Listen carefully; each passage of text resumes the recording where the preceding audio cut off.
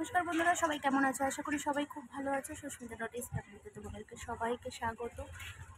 তো আজকে প্রচণ্ড বাইরে গরম পড়েছে, দেখতেই পাচ্ছ। প্রচুর রোদের আজকে প্রচুর তেজ। বাড়িতে যদি কিছু নাই থাকে, দুটো উপকরণ থাকলে সুন্দরভাবে একটা রেসিপি তোমরা তৈরি করে নিতে পারবে। তো এখানে দেখো, আমি ডুমো ডুমো করে আলু কেটে নিয়েছি, আর এখানে কিছুটা টমেটো, কিছুটা কাঁচা লঙ্কা, আর এখানে কিছুটা আমি পেঁয়াজ ডুমো ডুমো করে কাটা রয়েছে। আর এখানে দেখো 2 পিস ডিম আছে। সাথে এখানে আমি এটা পেস্টটা কিসের বলতে পারবে? হ্যাঁ, এটা মসুর ডালের পেস্ট। আর এখানে আদা, রসুন, পেঁয়াজ, লঙ্কা সব কিছু একটা মিক্সারে মিক্সড করেছি। আর এখানে হচ্ছে কিছুটা পেঁয়াজ আলাদাভাবে আমি পেস্ট করে নিয়েছি। তো এখানে দেখো, আমি সুন্দরভাবে আগে ডাল আর ডিমটা কি করব বুঝতে পারছো? হ্যাঁ, আশা করি বুঝতে পারছো। তো ডাল আর ডিম মিক্সড করব। ডিমটাকে ফাটিয়ে ডালের মধ্যে দেব। দুটো ডিম, আমি যেটুখানি পরিমাণে ডাল নেবে তোমরা, তো সেইটুখানি পরিমাণে সেই অনুযায়ী তোমরা 2 পিস ডিম নেবে। ডাল যদি অনেকটা বেশি থাকে তাহলে 3টে ডিম নিতে পারো, আরও যদি বেশি থাকে তাহলে 4টে ডিম নিতে পারো। তো আমার এখানে আমি 2টো ডিম নিয়েছি। তো চলো, আমি এখানে আগে কড়াইটা বসিয়ে দিলাম। কড়াইটা গরম হোক। তারপরে আমি আগে ওদিকে যে ডালটা আর ডিমটা ছিল ওর মধ্যে সব কিছু উপকরণ দিয়ে মিক্সড করব। তো তেল দিয়ে দিলাম কিছুটা। এখন তেলটা গরম হতে থাকুক। গ্যাসটা আমি হাই ফ্লেমে দিয়ে রেখেছি। তো চলো, এবারে আমি সুন্দরভাবে এটাকে একটা একটা উপকরণ দিয়ে আমি ডালটা মিক্সারটা ভালোভাবে মিক্সড করে নেব। তো এখানে দেখো, আমি 2 পিস ডিম দিচ্ছি। আর সেরকম কিছুই দেব না। অন্য সময় ডাল বড়াতে পেঁয়াজ লঙ্কা সব কিছু দেওয়া হয়, আমি আজকে পেঁয়াজ লঙ্কাটা এর মধ্যে ব্যবহার করব না। তোমরা চাইলে দিতেই পারো, স্বাদটা আরও বেশি ভালো হবে। তো যাই হোক, এখানে আমি সামান্য একটু নুন আর সামান্য অল্প হলুদ দিলাম। আর আজকে এর মধ্যে আমি দিয়ে দেব একটু গোলমরিচের গুঁড়ো।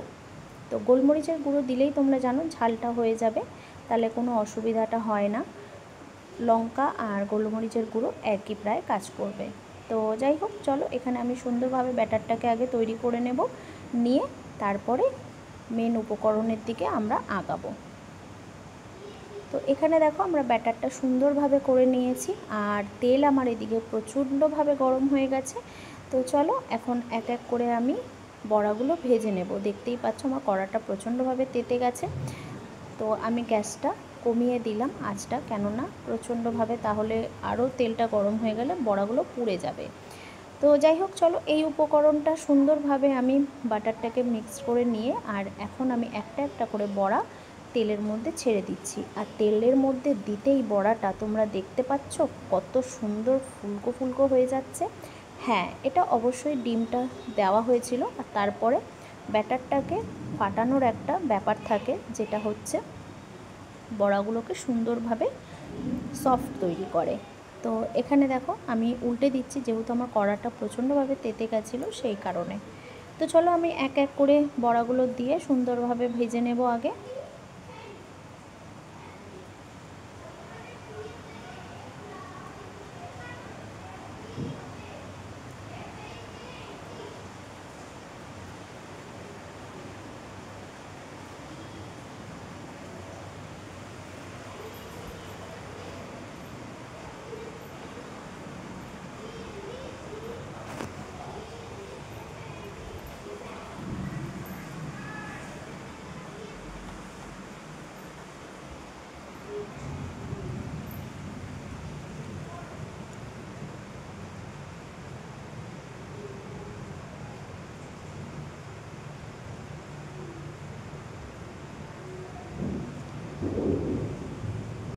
বড়া প্রায় দেখো আমার হয়েই গেছে, দেখতেই পাচ্ছ। আমি এবারে একটা একটা করে বড়াগুলো তুলে নেব।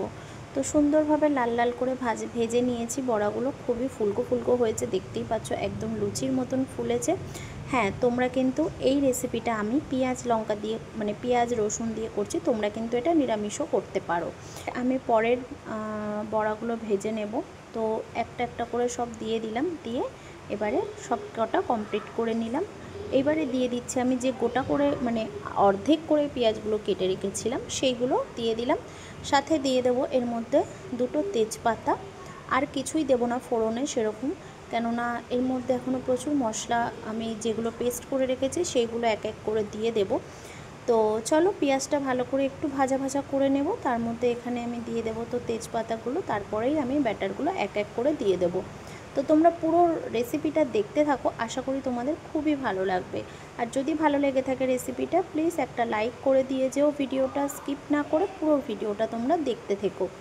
তোমাদের জন্যই আমি সুন্দর সুন্দর রেসিপি নিয়ে আসি। ইচ্ছা হয় তোমরা যে এত সুন্দর রেসিপিগুলোকে ভালোবাসো, সেই কারণেই তোমাদের জন্যই আমি রেসিপিগুলোকে বানাতে পছন্দ করি। তো চলো আমি এখানে দেখো দিয়ে দিয়েছি দুটো তেজপাতা, আর আমার কিন্তু পেঁয়াজগুলো হালকা ব্রাউন হয়েছে।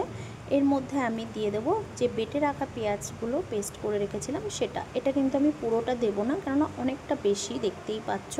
যেটুকুনি তোমাদের লাগবে সেটুকুনি তোমরা ব্যবহার করবে। আমি অনেকটা পেস্ট করে রেখেছি বলে সেটা কিন্তু তোমরা কেউ ফলো করো না। যেটুকুনি তোমাদের মশলা দিতে লাগবে সেটুকুনি তোমরা পরিমাণ মতন মশলা ইউজ করবে। তো এখানে দেখো আমি পেঁয়াজ বাটাটাও দিয়ে এখানে আমি একটু খানিকক্ষণ ভাজা করে নেব। তারপরে আমি এর মধ্যে দিয়ে দেবো যেটা আদা রসুন লঙ্কা টমেটো সব কিছু পেস্ট করেছিলাম, সেটাও এর মধ্যে খানিকটা অল্প মানে যেরকম দরকার সেরকমই দেব।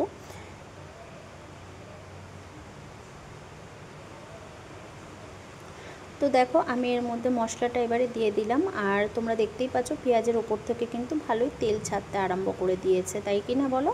তো হ্যাঁ, এর মধ্যে এবারে এই মশলাটা দিয়ে এক এক করে নুন হলুদ দিয়ে দেবো। কেননা আমি এর মধ্যে খুব একটা বেশি মশলা তো ব্যবহার করবো না, প্রচণ্ডভাবে এটাকেই গ্রেভিটাকে সুন্দরভাবে বানিয়ে নেবে।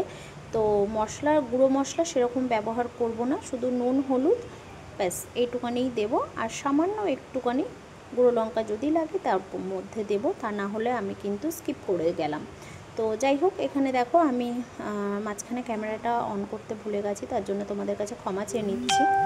তো আমি এখানে সুন্দরভাবে আলুগুলোকেও দিয়ে ভালোভাবে আমি এটাকে মিক্সড করে নিচ্ছি, কষিয়ে নিচ্ছি। তো কষিয়ে নেওয়ার পরে সামান্য অল্প একটু জল দেবো, কেননা তোমরা দেখতেই পাচ্ছ কড়াটা লেগে যাচ্ছে মশলাগুলো, সেই কারণে অল্প একটু জল দিয়ে ভালোভাবে কষিয়ে নেব মশলাগুলোকে। আলু মশলাগুলোকে একসাথে ভালো করে মিক্সড করে নিয়ে তারপরে পরিমাণ মতন জল দেব, দিয়ে ওটাকে ফুটতে থাকবে। তো চলো আগে তোমরা দেখতে থাকো রেসিপিটা। পরিমাণ মতন জল দিয়েছিলাম, আর ফুটে যেটুকুনি জল থাকার দরকার ঝোলটা সেটুকুনিই রয়েছে। তো আমি কিন্তু একটু নুনটা চেক করে নেবো, নুনটা ঠিকঠাক আছে কি না। একদম পারফেক্ট ছিল নুন। আচ্ছা, এর মধ্যে দিয়ে দিয়েছিলাম মিষ্টি, তোমরা তো দেখেইছো। এবারে এক এক করে ভেজে রাখা বড়াগুলো সুন্দরভাবে দিয়ে দেব, দিয়ে খানিকক্ষণ 5 সেকেন্ডও লাগবে না, একটা দুটো ফোটানোর পরেই তোমরা নামিয়ে নেবে তরকারিটা, কেননা এর ঝোলটা টেনে নেবে এই বড়ার মধ্যে। বেশি যদি তোমরা ফোটাও, তো দেখছো বড়াগুলো কত সুন্দর সফট হয়েছে। সত্যিই বলছি, বিশ্বাস করো, খেতেও কিন্তু খুব দুর্দান্ত হয়েছিল। তো আমার এখানে তৈরি হয়ে গেছে মসুর ডালের ডিম দিয়ে বড়া। তাহলে তোমাদের কেমন লেগেছে রেসিপিটা অবশ্যই কিন্তু তোমরা কমেন্ট করতে ভুলো না। হ্যাঁ, হয়তো আমার কিছু ভুল হতেই পারে কথা বলাতে বা রেসিপিটা তোমাদের সঙ্গে সুন্দরভাবে শেয়ার করতে। তো যাই হোক, আমি এখানে সামান্য আর একটু মিষ্টি দিয়ে দিলাম, কেননা আমার একটু মিষ্টিটা কম লাগলো সেই কারণে।